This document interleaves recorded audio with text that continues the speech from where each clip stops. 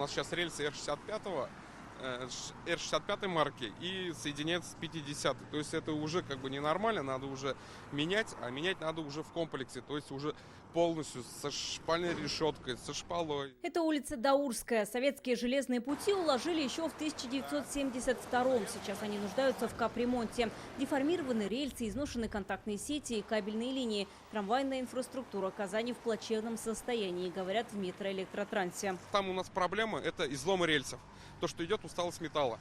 В связи с усталостью металла ломаются рельсы, в жару выкидывает путь, потому что у нас крепления уже ослабленные, шпала гнилая.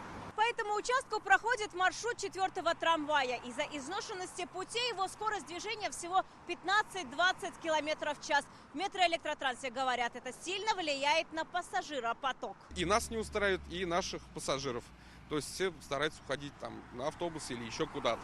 А так по 4-му маршруту стараемся доводить наших пассажиров до метро, а дальше уже пересадками. Изношенная инфраструктура приводит к обрывам. Простоем на маршруте не позволяет увеличить скорость передвижения. Краски есть, да, конечно. Давно не ремонтировалась. И дольше ехать.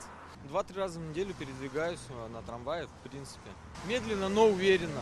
Из 132 километров путей больше 70 сегодня с предельным износом. Нужна модернизация 4 тяговых подстанций. Ремонт в них не проводился порядка 40 лет. По нормативам трамвайные рельсы нужно менять каждые 20 лет, шпалы каждые 10. У нас есть участки, которые с 60-х годов прошлого столетия, 70-х годов вообще не обновлялись, не менялись ни шпала, ни рельсы. Поэтому это 70 километров этих путей, практически это больше половины. У нас относительно свежее большое Казанское кольцо, относительное. А что касается всего 4-го маршрута, что касается всего 1-го, 6-го, 8-го маршрута на Орсинтез, вот эти пути, они уже более 2 своих нормативных возрастов отслужили. В прошлом году заменили 1699 сгнивших шпал, 9 стрелочных переводов, установили 718 путевых тяг. В этом году планируют закупить бетонные шпалы. Они гораздо дольше эксплуатируются. Для капремонта всей трамвайной инфраструктуры нужно больше 5 миллиардов рублей. Содержание, эксплуатация электротранспорта удовольствие дорогое, нужна контактная сеть, ремонтировать пути, энергоресурсы, но плюсы, безусловно, очевидны. Это прежде всего экологичность. За прошедший год услугами электротранспорта Казани воспользовались больше 77 миллионов пассажиров. Это исторический рекорд. На 4 станциях метро проведен косметический ремонт. На Кремлевской запущены эскалаторы. Они не работали с момента открытия.